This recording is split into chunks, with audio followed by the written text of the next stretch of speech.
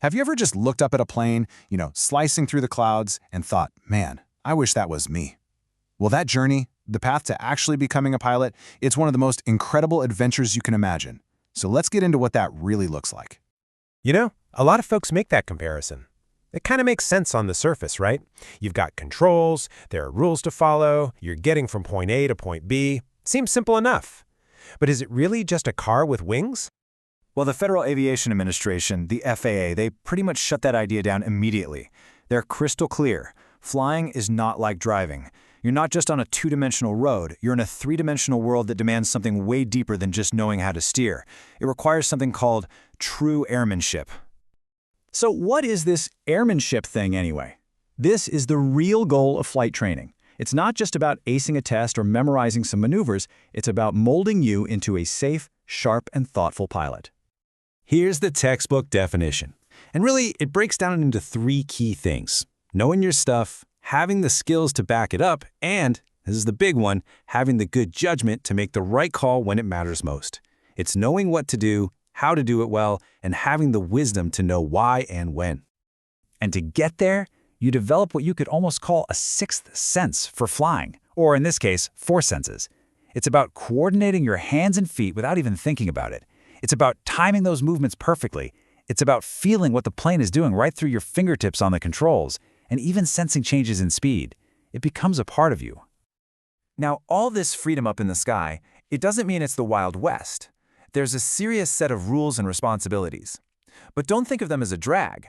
Think of them as the framework that keeps everybody, and I mean everybody, safe up there. The FAA are the folks in charge here in the States, and their big rulebook is called the Code of Federal Regulations, or the CFRs for short. This document is pretty much the Bible of aviation safety. It covers everything from how a plane gets built to how you've got to fly it. And they've actually organized it in a really smart way. It's all broken down into logical pieces. You've got rules for the aircraft itself, making sure it's designed and maintained safely. Then there are rules for the airman, that's you, the pilot, and how you get your license. And finally, you have the rules for the flight, which are the general operating rules that everyone has to follow. Now, this is not a journey you take alone. There are two really important people who are going to shape your training and ultimately decide if you're ready to earn those wings. First up, your Certified Flight Instructor, your CFI. This person is so much more than a teacher. Think of them as your mentor. Their job isn't just to show you how to pass the test. The FAA holds them responsible for training the total pilot. That means teaching you airmanship, judgment, and how to think about risk from your very first lesson. And then, you've got the Designated Pilot Examiner, or DPE. This is a highly experienced pilot who's been given the authority by the FAA to conduct your final exam, the check ride. This person is the gatekeeper. They're there to make sure you truly meet the high standards the FAA sets for all pilots. So here's a simple way to look at it. If your CFI is the coach, who's with you at every single practice, building those good habits from day one, the DPE is kind of like the referee at the championship game. They're there to validate your skills and make the official call. Two very different but equally crucial roles. So this airmanship we keep talking about, it isn't some fuzzy concept. It shows up in the real world as a set of non-negotiable habits that get burned into your brain during training, both on the ground and up in the air. This right here, this is one of the very first and most chilling lessons you'll learn. It's just simple physics. If you see another plane out your window and it's not moving left or right or up or down, it's just getting bigger, you are on a collision course, and you need to do something about it right now. This leads to the see and avoid rule, which is the bedrock of flying visually. And it means you have to be actively, constantly scanning the sky. You're taught to methodically scan in small 10-degree chunks and actually stop your eyes in each one for a second. It sounds tedious, but it's critical, especially when you realize most mid-air collisions happen in perfectly clear weather. And hey, the danger doesn't stop just because you're on the ground. A runway incursion, basically being somewhere you're not supposed to be on an airport surface, is incredibly dangerous. It all comes down to knowing the airport, listening to the radio, and just paying attention. Vigilance starts the second you turn the key.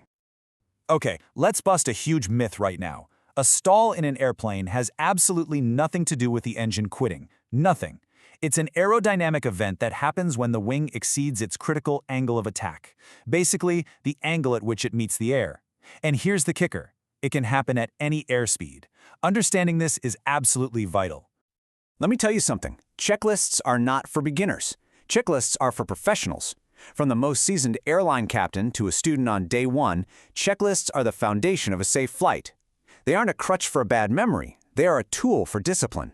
And your instructor will drill this into you for every single phase of flight.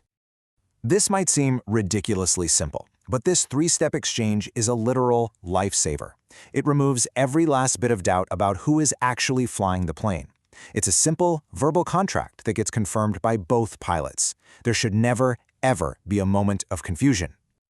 So after all the studying, all the practice, all the stress of the check ride, you did it. You have your pilot certificate in your hand. So you're done, right? Mission accomplished? Not even close. It's actually just the starting line. The FAA handbook says it best. The test, that check ride, it was never the real goal. The goal was to become a safe, competent pilot. The goal was to develop that true airmanship. The test was just a checkpoint on a much, much longer journey. That piece of plastic in your wallet is truly a license to learn. And aviation is always changing, and a good pilot is always learning. That's exactly why things like the FAA's Wings program exist, to give pilots a clear path to stay sharp and keep learning long after they finish their initial training. So whether you're dreaming of flying through the clouds on an instrument rating, aiming for a career in the airlines, or just want to take friends on weekend adventures, the learning never, ever stops. The sky isn't the limit, it's the beginning. So the only real question is, what's next on your horizon?